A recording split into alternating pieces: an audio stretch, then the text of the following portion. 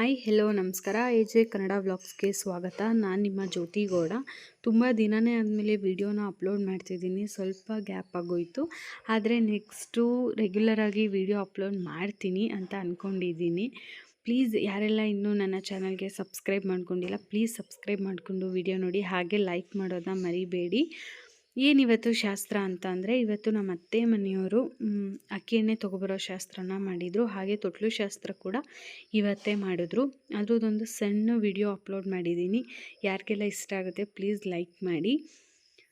ಒಂದೊಂದು ಕಡೆ ಒಂದೊಂದು ಥರ ಶಾಸ್ತ್ರನ ಮಾಡ್ತಾರೆ. ನಾವು 9 ದಿನಕ್ಕೆ ಸುತ್ಕೊ ತೊಗೊಂಡಾಗಲೇ ನಾವು ದೇವ್ರ ಹೆಸರನ್ನು ಇಟ್ಟಿದ್ವಿ. ಆದ್ದರಿಂದ ಇವಾಗ ಹೆಸರು ಇಡೋದು ಏನೂ ಮಾಡಿಲ್ಲ. ಜಸ್ಟ್ ಒಂದು ತೊಟ್ಲು ಶಾಸ್ತ್ರ ಮಾಡಿ ಅಕ್ಕಿ ಎಣ್ಣೆ ತೊಗೊಬಂದು ಕೊಟ್ಟು ಹೋದರು.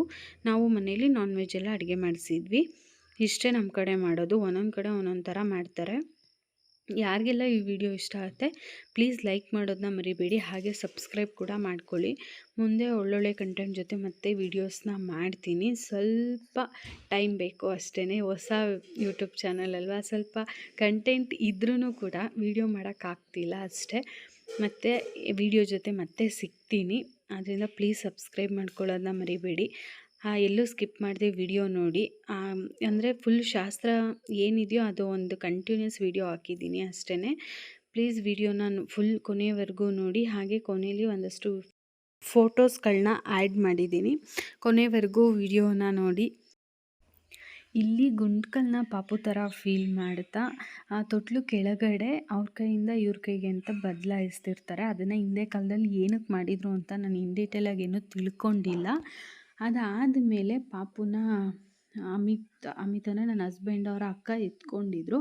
ಅಲ್ಲಿಂದ ಪಾಪುನ ಇಸ್ಕೊಂಡು ತೊಟ್ಲು ಸುತ್ತ ಒಂದು ರೌಂಡ್ ಬಂದು ತೊಟ್ಲಲ್ಲಿ ಆಮೇಲೆ ಮಲಗಿಸಿದ್ರು.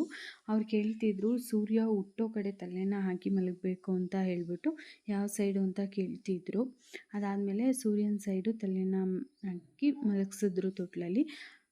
ಅಲ್ಲಿ ಶಾಸ್ತ್ರನ ಮಾಡ್ತಿರೋರು ಬಂದು ನನ್ನ ಹಸ್ಬೆಂಡ್ ಅವರ ಅಕ್ಕ ಆಶಕ್ಕ ಅಂದ್ಬಿಟ್ಟು ಅವರು ಶಾಸ್ತ್ರನ ಮಾಡ್ತಿದ್ರು.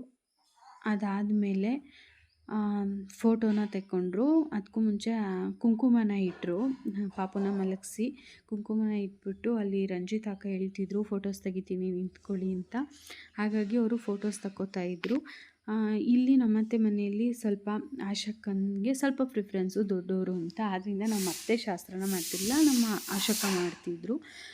ಅದಾದಮೇಲೆ ಇಲ್ಲಿ ಮತ್ತೆ ಅವರ ನನ್ನ ಹಸ್ಬೆಂಡ್ ಅವರ ಅಕ್ಕ 3 ಜನನೂ ಬಂದು ನಿಂತ್ಕೊಂಡು ಫೋಟೋಸ್ನ ತಗೋತಿದ್ರು ಪಾಪು ಜೊತೆ. ಇವ್ರು 3 ಜನ ಬಂದು ಅವ್ರ ಅಕ್ಕಂದರು ಅಲ್ಲೇ ಕೆಳಗಡೆ ಗ್ಲಾಸ್ ಹಾಕೊಂಡು ಕೂತಿರಲ್ಲ ಅವ್ರು ಬಂದು ನಮ್ಮ ಅತ್ತೆ.